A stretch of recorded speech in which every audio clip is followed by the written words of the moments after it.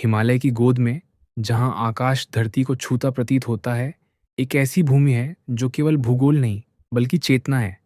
ये वह स्थान है जहाँ समय ठहर जाता है, जहाँ श्वास के साथ मंत्र बहते हैं, और जहाँ नदी केवल जल नहीं होती, बल्कि जीवित प्रार्थना बन जाती है।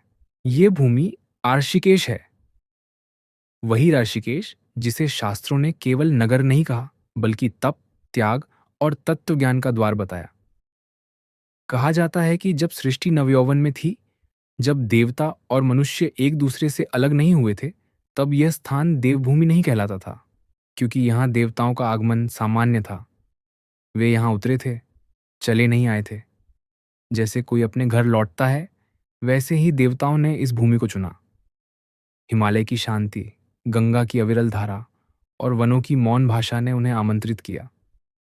गंगा यहाँ केवल बहती नहीं है, वह यहाँ प्रकट होती है। उसके जल में हिमालय का धैर्य है, तपस्वियों का स्वेद है और देवताओं के चरणों की स्मृति है। कहा जाता है कि जहाँ जहाँ गंगा ऋषिकेश में मुड़ती है, वहाँ वहाँ किसी ऋषि का ध्यान आज भी गूंजता है। हर लहर में कोई कथा है, हर प्रवाह में कोई मंत्र। बहुत पहले की बात है, जब इस भूमि को कुब्जामृग कहा जाता था।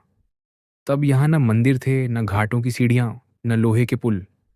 तब केवल वन थे, पत्थर थे और आकाश के नीचे बैठे हुए ऋषि, जो संसार को नहीं देख रहे थे, बल्कि संसार को जान रहे थे।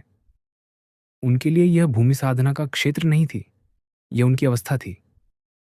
कहा जाता है कि नारद मुनि जब लोक लोकों में भ्रमण करते हुए पृथ्वी पर उतरे, तो उन्होंने सबसे पहले इसी स्थान को नमन किया, क्योंकि यहाँ मौन बोलता था। यहाँ वायु भी विचारों को बाधित नहीं करती थी। यहाँ ध्यान करना प्रयास नहीं था, स्वभाव था। इसी भूमि पर रैभ्य ऋषि ने कठोर तप किया, वर्षों तक एक ही आसन में, एक ही भाव में। न शरीर की चिंता, न समय की गणना। उनके तप से प्रसन्न होकर स्वयं विष्णु प्रकट हुए। कहा जाता है, जब भगवान विष्णु यहाँ प्रकट हुए, तो धरती ने पहली बार देवत्व का भार अनुभव किया। वह क्षण केवल दर्शन का नहीं था, वह प्रमाण था कि यह भूमि देवताओं के योग्य है। विष्णु ने रैभ्य ऋषि से कहा कि यह स्थान युगों तक मनुष्य को उसके भीतर के देव से मिलाएगा, और उसी क्षण इस भूमि को नया नाम मिला, ऋषिकेश। अर्थात वह स्थान जहाँ ऋषि और ईश्वर का केश अर्थात संबंध जुड़ता है। ये केवल नाम नहीं था, ये घोषणा थी। युग बदले, समय आगे बढ़ा, लेकिन ऋषिकेश की आत्मा नहीं बदली। त्रेता में यहाँ राम आए। वनवास के दौरान जब उन्होंने अपने भाइयों के साथ हिमालय की ओर रुख किया, तो इस भूमि पर कुछ समय विश्राम किया। कहा जाता है, लक्ष्मण ने यहाँ गंगा पार करने के लिए एक पुल बनाया, रस्सियों और लकड़ियों से। वही स्थान आगे चलकर लक्ष्मण झूला कहलाया। आज जो पुल लोहे का दिखता है, वह केवल प्रतीक है। असली पुल तो आस्था का था, जो राम और मानव के बीच बना। राम ने यहाँ केवल विश्राम नहीं किया, उन्होंने यहाँ मौन को समझा। युद्ध से पहले का वह मौन, जिसमें करुणा और कर्तव्य दोनों समाहित होते हैं। गंगा के तट पर बैठे राम ने जाना कि शक्ति केवल धनुष में नहीं, धैर्य में भी होती है। समय फिर आगे बढ़ा। द्वापर आया, कृष्ण की लीला समाप्त हुई और कलयुग का अंधकार धीरे धीरे पृथ्वी पर उतरने लगा। पर ऋषिकेश में वो अंधकार भी उजास बनकर आया, क्योंकि यहाँ अज्ञान टिक नहीं सकता था। यहाँ जो भी आया, उसे भीतर झांकना पड़ा। आदि शंकराचार्य इसी भूमि पर आए। युवा अवस्था, तीव्र बुद्धि और अडिग दृष्टि। उन्होंने देखा कि सनातन ज्ञान बिखर रहा है और उसे एक सूत्र में पिरोने की आवश्यकता है। उन्होंने इस भूमि को चुना क्योंकि यहाँ विचार शुद्ध रहते थे। यहीं उन्होंने वेदांत की व्याख्या को और सुदृढ़ किया। यहीं से अद्वैत की गूंज दूर दूर तक गई। आशिकेश केवल संतों का स्थान नहीं रहा, ये साधकों की शरण बन गया। जिन्होंने जीवन में बहुत कुछ खो दिया था, वे यहाँ आकर स्वयं को पाने लगे। जिन्होंने संसार देखा था, वे यहाँ आकर शून्य देखने लगे। और जिन्होंने शून्य देखा, वे मौन में लीन हो गए। यहीं से योग ने सांस ली। योग यहाँ अभ्यास नहीं था, जीवन था। सुबह गंगा के साथ जागना, दिन ध्यान में बिताना और रात तारों के नीचे स्वयं से संवाद करना। शरीर यहाँ साधन था, लक्ष्य नहीं। विदेशी यात्री आए, पहले जिज्ञासा लेकर, फिर समर्पण के साथ। उन्होंने देखा कि यहाँ शांति खरीदी नहीं जाती, अर्जित की जाती है। यहाँ मौन सिखाया नहीं जाता, जिया जाता है। वे अपने साथ शब्द लेकर आए और यहाँ उन्हें मौन मिला। बीटल्स आए, पर संगीत नहीं खोजा, स्वयं को खोजा। महर्षि महेश योगी के आश्रम में बैठकर उन्होंने जाना कि सुरों से पहले शून्य होता है, और वह शून्य उन्हें यहीं मिला। आशिकेश आज भी बदल रहा है, पर टूट नहीं रहा। आधुनिकता यहाँ आई है, पर आत्मा को छू नहीं पाई। कैफे हैं, पर गंगा की ध्वनि उनसे ऊंची है। भीड़ है, पर ध्यान उससे गहरा है। शाम को जब गंगा आरती होती है तो लगता है जैसे समय थम गया हो। दीप जलते हैं, पर केवल तेल से नहीं, श्रद्धा से। मंत्र गूंजते हैं, पर केवल कानों में नहीं, आत्मा में। उस क्षण हर व्यक्ति, चाहे वह किसी भी देश, धर्म या भाषा का हो, एक ही भाव में होता है, कृतज्ञता।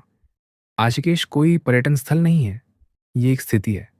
यहाँ आकर कोई कुछ नहीं जोड़ता, यहाँ आकर केवल हटाता है अहंकार, भय, भ्रम। कहा जाता है, जो एक बार सच्चे भाव से आशिकेश को देख ले, वह जीवन को दो हिस्सों में बांट देता है, आने से पहले और आने के बाद। और शायद इसी कारण देवता आज भी यहाँ उतरते हैं, कभी गंगा की लहर बनकर, कभी किसी साधु की आंखों में, और कभी उस मौन में जो शब्दों से परे है। गंगा की धारा जैसे बिना रुके आगे बढ़ती है, वैसे ही इस भूमि की कथा भी कभी ठहरती नहीं। यहाँ हर पत्थर कुछ कहता है, हर पेड़ किसी आशिकी साधना का साक्षी है। जब रात गहराती है और भीड़ छट जाती है, तब आशिकेश अपने असली रूप में प्रकट होता है। तब न शोर होता है, न दिखावा, केवल बहती नदी, ठहरा आकाश और भीतर उतरती शांति। कई साधक यहाँ आए, कई चले गए। कुछ नाम इतिहास में दर्ज हुए, कुछ गंगा में विलीन हो गए। पर इस भूमि ने किसी को रोका नहीं, किसी को बांधा नहीं, क्योंकि आशिकेश सिखाता है कि बंधन छोड़ने से ही मुक्ति मिलती है। यहाँ कोई गुरु स्वयं को बड़ा नहीं कहता, यहाँ शिष्य स्वयं को छोटा नहीं मानता। दोनों एक ही यात्रा के पथिक हैं। सुबह की पहली किरण जब हिमालय की चोटियों से फिसलकर गंगा पर पड़ती है, तो जल स्वर्णिम हो उठता है। उस क्षण लगता है जैसे देवता फिर उतर आए हों, प्रकाश बनकर। पक्षियों का कलरव किसी मंत्र जैसा सुनाई देता है, और वायु में एक अनकहा आशीर्वाद घुला रहता है। यहाँ का प्रत्येक दिन किसी उत्सव से कम नहीं, क्योंकि यहाँ जीवन स्वयं पूजा है। आशिकेश ने कभी किसी से उसका धर्म नहीं पूछा।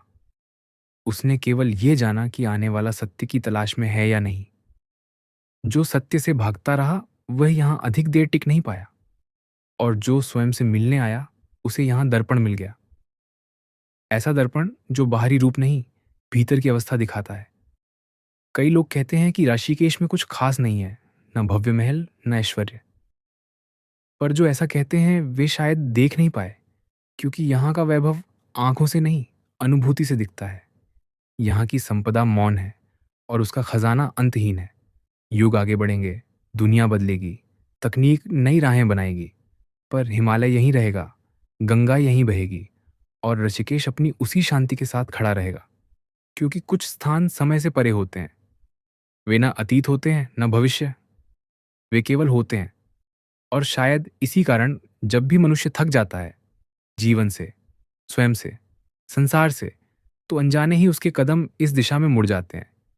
उसे पता भी नहीं चलता कि वह किसी शहर की ओर नहीं, बल्कि अपने मूल की ओर लौट रहा है। आशिकेश कोई उत्तर नहीं देता, वह प्रश्न भी नहीं पूछता।